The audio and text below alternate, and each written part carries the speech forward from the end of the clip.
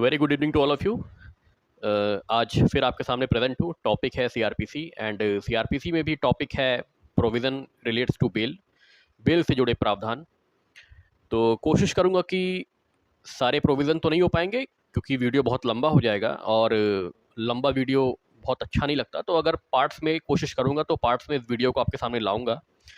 जितने प्रोविज़न हो सकते हैं एक शॉर्ट वीडियो में, उतने प्रोविज़न आज मैं आपके साथ डिस्कस करने की कोशिश करूँगा।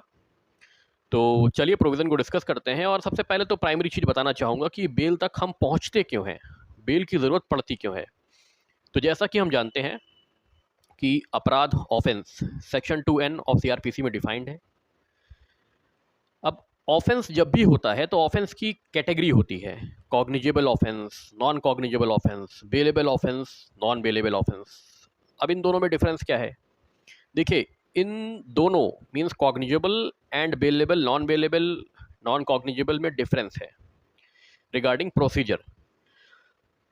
जब हम बात करते हैं कि ऑफेंस कॉग्निजेबल है या नॉन कॉग्निजेबल है, तो उसको हम जोड़ते हैं अरेस्ट से लेकर। क्योंकि पुलिस जब किसी व्यक्ति को अरेस्ट करना चाहती है या अरेस्ट करने की कोशिश कर रही होती है, तो सबसे पहले वो ये तय करती है कि ऑफेंस संज्ञेय है कि असंज्ञेय है। क्योंकि अगर ऑफेंस कॉग्निजेबल है, संज्ञेय है, तो पुलिस को किसी से भी ऑर्डर लेने की ज़रूरत नहीं है। पुलिस उस व्यक्ति को अरेस्ट भी कर सकती है, पुलिस उस व्यक्ति के खिलाफ इन्वेस्टिगेशन भी स्टार्ट कर सकती है विदाउट किसी ऑर्डर के of the judicial magistrate. Okay, एक केस है सुप्रीम कोर्ट का डीके बासु, उसमें इंपॉर्टेंट गाइडलाइंस दी गई हैं, उसको मैं डिस्कस करूंगा आपके साथ बाद में। अब बात आती है बेलेबल एंड नॉन बेलेबल की। तो cognizable and non cognizable police का काम है देखना। मैक्सिमम कंप्लेंट में मैजिस्ट्रेट भी देखते हैं कॉग्निजेबल, नॉन कॉग्निजेबल।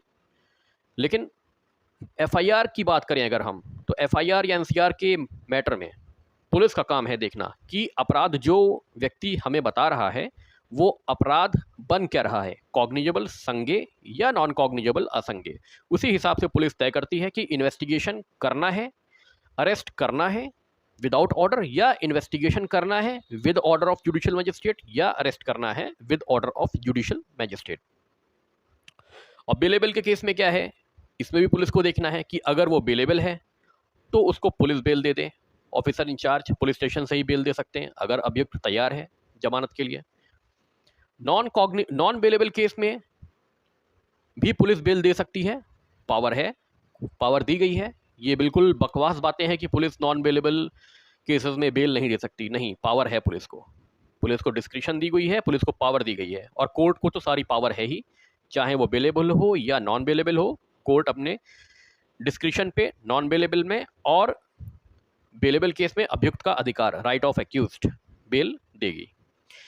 तो अब बात करते हैं प्रोविज़न रिलेटिंग टू बेल। जैसे कि सेक्शन 436 में बोला गया है कि किन किन केसों में बेल ली जाएगी, in what cases bail may be taken. तो देखिए, अगर हम बात करें, कोई व्यक्ति है, एक पर्सन है, एक व्यक्ति है और पुलिस ने उसको विदाउट वारंट, मतलब कोर्ट से वारंट नहीं लिया और बिना कोर्ट से वारंट लिए उस व्यक्ति को अरेस्ट कर लिया। और जिस केस में अरेस्ट किया गया है वो बेलेबल है, मतलब नॉन बेलेबल से अलग है। तब होगा क्या इस केस में, वो व्यक्ति अगर पुलिस उसको अरेस्ट करके without warrant, other than non bailable case में उसको अरेस्ट करी है और कोर्ट के सामने पेश करी है, पहली चीज, या वो व्यक्ति खुद ब खुद कोर्ट के सामने सरेंडर कर देता है बेलेबल केस में, तो इन दोनों ही केस में उस एक्यूज्ड के पास, जिसको अरेस्ट किया गया है, किसी भी टाइम पर, एट एनी टाइम, उसके पास राइट है, चाहे वो इन्वेस्टिगेशन के दौरान हो, चाहे वो ट्रायल के दौरान हो, फ्रेमिंग ऑफ चार्ज के टाइम हो, किसी भी time, at any stage of time, वो बेल का अधिकार रखता है और वो कोर्ट से रिक्वेस्ट कर सकता है कि मुझे बेल ग्रांट की जाए, और कोर्ट उसको बेल ग्रांट करेगी। क्योंकि बेलेबल में कोई भी डिस्क्रिप्शन कोर्ट को नहीं दी गई है। कोर्ट, ये एक्यूज्ड का राइट है कि वो अभियुक्त को बेल देगी ही देगी अगर बेलेबल ऑफेंसेस हैं, और वो जमानत अब श्योरिटीज देने को तैयार है, या जैसा कोर्ट कहे ओनली पर्सनल बॉन्ड के साथ भी दे सकती है, उसको रिलीज कर सकती है, या विद और विदाउट सिक्योरिटीज के साथ भी उसको रिलीज कर सकती है। तो ये बात हो गई आपकी कि किस केस में बेल ले सकते हैं, इन व्हाट केस बेल में बी टेकन।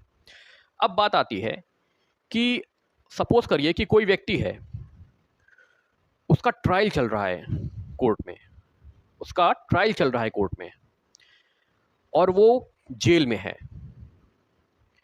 तो कितने दिनों तक उसको हम जेल में रख सकते हैं during trial, during investigation, during inquiry? ऐसा थोड़ी है कि उसको आप जन्मों जन्मान तक उसको आप जेल में रख देंगे, ऐसा नहीं है। उसके राइट हैं, जब तक वो प्रूव नहीं हो गया है, गिल्ट प्रूव नहीं हो गया है, जब तक वो कन्विक्ट नहीं हो गया है, आपके पास कोई अधिकार नहीं है कि आप उसको जेल में सड़ा देंगे। Bail is right, jail is exception, ये आपका सिद्धांत है, इस पे कानून काम करता है। तो उस केस में बात है 436A की कि कितने दिनों तक, मैक्सिमम ड्यूरेशन तक हम डिटेन कर सकते हैं उस व्यक्ति को जिसका ट्रायल, जिसकी इंक्वायरी, जिसकी इन्वेस्टिगेशन चल रही है उस दौरान। तो 3 सर्कमस्टांसेस दिए हुए हैं। पहली सर्कमस्टांसेस है 1/2 ऑफ मैक्सिमम पनिशमेंट तक हम उसको डिटेन कर सकते हैं। सेकंड कंडीशन है 1/2 से ज़्यादा भी कर सकते हैं, लेकिन उसमें कंडीशन ये है कि उसमें कोर्ट पब्लिक प्रोसिक्यूटर को सुनकर ये डिसाइड करेगी कि 1/2 से ज़्यादा एक्सटेंड करने की आवश्यकता है तो है क्यों, और अगर लगता है कि आवश्यकता वाकई में है तो एक्सटेंड कर देगी। तीसरी कंडीशन है किसी भी कीमत पर, चाहे कुछ भी हो जाए, उसको मैक्सिमम सेंटेंस से ज़्यादा डिटेन नहीं करेगी। मतलब अगर उसने कोई भी ऑफेंस किया है, सपोज करिए उसने चोरी करी है 379, और 379 में 3 साल तक की सजा का प्रावधान है, तो उसको मैक्स टू मैक्स 3 साल तक ही रख पाएंगे, 3 साल से ऊपर उसको डिटेन नहीं कर पाएंगे during investigation, inquiry and trial. तो ये हो गए आपके कि मैक्सिमम कितने ड्यूरेशन तक हम उसको डिटेन कर सकते हैं ड्यूरिंग इन्वेस्टिगेशन, इंक्वायरी, ट्रायल, जब केस खत्म नहीं हुआ है, इंक्वायरी चल रही है, या इन्वेस्टिगेशन चल रहा है, या ट्रायल चल रहा है। इसमें एक पॉइंट और याद रखने वाला है, ऐसा कोई ऑफेंस अभियुक्त ने किया है जिसकी सजा क्या है, डेथ सेंटेंस। डेथ सेंटेंस के केस में आपका सेक्शन 436A एप्लीकेबल नहीं होता। 436A का काम खत्म हो जाता है जहां पे ट्रायल चल रहा होता है relating to death sentence, relating to 302 और भी ऑफेंसेस हैं। 376D भी है, 376A है। बहुत सारे ऐसे ऑफेंसेस हैं जिसमें कि सजा मौत है, जैसे कि रैंसम 364A, इसमें भी पनिशमेंट डेथ सेंटेंस तक पहुंच जाती है। तो इन केसों में 436A आपका काम नहीं करता, यहाँ पे इसका कोई भी काम नहीं है जहाँ पे ट्रायल है रिलेटिंग टू डेथ सेंटेंस। तो ये आपका हो गया 436A। नाउ अब बात करते हैं 437। 437 बहुत सीधी सी बात करता है कि अगर कोई व्यक्ति अजमानती, मतलब नॉन बेलेबल ऑफेंस में, या तो वो अरेस्ट करके कोर्ट के सामने लाया जा रहा है, या वो खुद अपीयर हो रहा है, सरेंडर कर रहा है कोर्ट के सामने, उस केस में कोर्ट अपनी डिस्क्रिप्शन पर फैक्ट्स को देखते हुए उसको बेल दे सकती है। दूसरी कंडीशन, अगर वो ऑफेंस किया है जिसकी सजा हो सकती है डेथ सेंटेंस या लाइफ इम्प्रिजनमेंट, बेल नहीं भी देगी, क्योंकि वहां पे नॉन बेलेबल में अभियुक्त का राइट नहीं है, एक्यूज्ड का कोई राइट नहीं है, only works the description of the court. Court की विवेकाधिकार ही वहां पर काम करती है, अभियुक्त का अधिकार वहां पर खत्म हो जाता है नॉन बेलेबल केसेस में। और तीसरी कंडीशन क्या है, जब वो एक्यूज्ड प्रीवियसली कन्विक्ट रहा हो 7 ईयर्स या मोर देन 7 ईयर्स किसी भी ऑफेंस से जुड़ा हुआ, कॉग्निजेबल, मतलब वो पहले भी दोषी रह चुका है, 7 साल या 7 साल से ऊपर के अपराधों से जुड़ा हुआ वो दोषी रह चुका है। और दूसरी क्या है, वो 2 या 2 से ज़्यादा बार 3 साल से 7 साल तक की सज़ा के लिए दोषी ठहराया जा चुका है। उस केस में भी कोर्ट बेल देने से मुकर सकती है, अधिकार नहीं है अभियुक्त का कि वो बेल कोर्ट से ले ले। 437। अब बात करते हैं 437(2) की। 437(2) में जैसे हम आम भाषा में सुनते रहते हैं कि पुलिस नॉन बेलेबल केसेस में अभियुक्त को बेल नहीं दे सकती, केवल कोर्ट के पास अधिकार है। ये बिल्कुल गलत है, बिल्कुल गलत बात है। 437(2) में साफ साफ लिखा गया है discretion of the police officer and the court. Officer means officer in charge of the police station, and the court means court, the court of justice, court of law.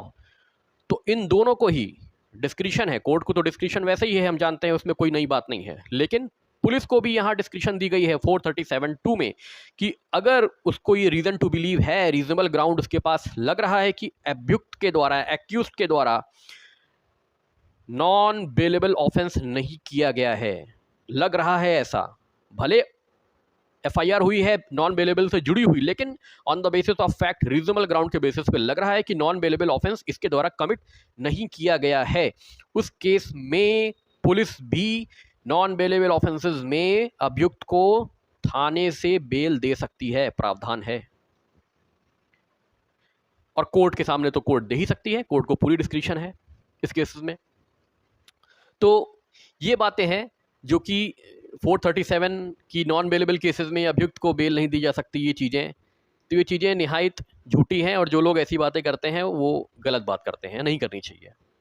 अब जैसे कि कुछ केसेस हैं जिसमें कि हम कहते हैं कि डेथ सेंटेंस वाली ऑफेंस करा है, इसमें डेथ सेंटेंस मिल सकती है या लाइफ इम्प्रिजनमेंट, उसमें भी छूट है. छूट किनको है? वो व्यक्ति जिसकी उम्र 16 साल से कम है, कोई महिला है, कोई बीमार व्यक्ति है, अगर वो हैं ऐसे, उनके साथ ऐसी दिक्कतें हैं, तो उनको उन केसों में भी बेल दी जा सकती है जिसमें कि नॉर्मल एक्यूज्ड को बेल ग्रांट नहीं की जाती, जैसे कि डेथ सेंटेंस या लाइफ इम्प्रिजनमेंट वाले ऑफेंस से जुड़े हुए अपराधों में. तो ये चीज़ें हैं. अब बात करते हैं कि अगर कोर्ट एक ग्राउंड पे आपको एक्यूज्ड को अंदर नहीं रख सकती, ये कह के कि आइडेंटिफिकेशन ऑफ विटनेस कराना है, जैसे कि सेक्शन 53A में आइडेंटिफिकेशन परेड 53A में आइडेंटिफिकेशन परेड दी गई है. तो कोर्ट ये आपके सामने ग्राउंड नहीं दे सकती, रीज़न नहीं रख सकती कि अभियुक्त को इसलिए जेल में रखना जरूरी है क्योंकि विटनेसेस आएंगे और उनको आइडेंटिफाई करना है. विटनेसेस आएंगे और अभियुक्त को आइडेंटिफाई करेंगे, इसलिए हमें अभियुक्त को जेल में रखना ज़रूरी है. कोई ग्राउंड नहीं है, ये ग्राउंड नहीं है कोई भी किसी भी व्यक्ति को डिटेन करने का, उसको छोड़ना ही पड़ेगा. और दूसरी बात, केसेस जहाँ पे ऑफेंस की पनिशमेंट डेथ है, लाइफ इम्प्रिजनमेंट है, या 7 साल या 7 साल से ऊपर है, उस केसेस में कोर्ट जनरली बेल तब तक ग्रांट नहीं करती जब तक कि वो पब्लिक प्रोसिक्यूटर की को सुन नहीं लेती, आर्गुमेंट को सुन नहीं लेती, तब तक वो नॉर्मल केसेस में बेल ग्रांट नहीं करेगी. अब कुछ आपका जैसे कहते हैं कि 437(3) में कुछ चैप्टर्स हैं जिनके अगेंस्ट में, अगर आईपीसी के चैप्टर्स हैं जिनके अगेंस्ट में अगर ऑफेंस किया गया है, जैसे chapter 6, chapter 16, chapter 17, attempt to commit against such chapters, abetment to commit offence against such chapters, अगर ऐसे कुछ किया गया है, ऐसे कुछ अपराध किए गए हैं, तो उस केस में भी कोर्ट के पास कंडीशनल बेल का प्रावधान है. कंडीशनल बेल मीन्स हम सुनते आते हैं कि कोर्ट ने कंडीशनल बेल, कंडीशन पे इनको बेल दी है, तो वो कंडीशनल बेल आप याद कर लीजिए, जो है प्रोविज़न है सीआरपीसी में, वो 437 सबसेक्शन 3 में है कंडीशनल बेल.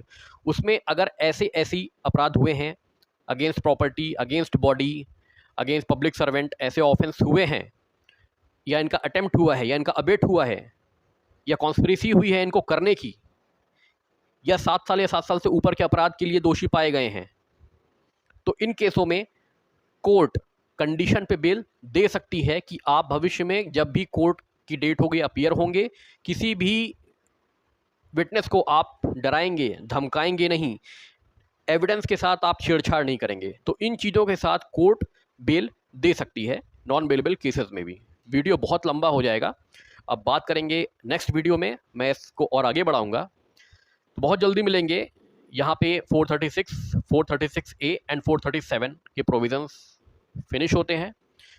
कोई भी दिक्कत हो आपको समझने में कॉन्सेप्ट से जुड़ी हुई, तो आप कमेंट बॉक्स में कमेंट करिए, और इसके PDF भी अवेलेबल हो जाएंगे, तो इसकी चिंता आप छोड़ दीजिए. और कॉन्सेप्ट में कहीं भी दिक्कत हो तो प्लीज़ आप तुरंत कमेंट बॉक्स में कमेंट करके अपने जो प्रॉब्लम है उसको सॉल्व करिए. और चलिए फिर मिलते हैं बहुत जल्दी नेक्स्ट वीडियो में. Till then, thank you so much.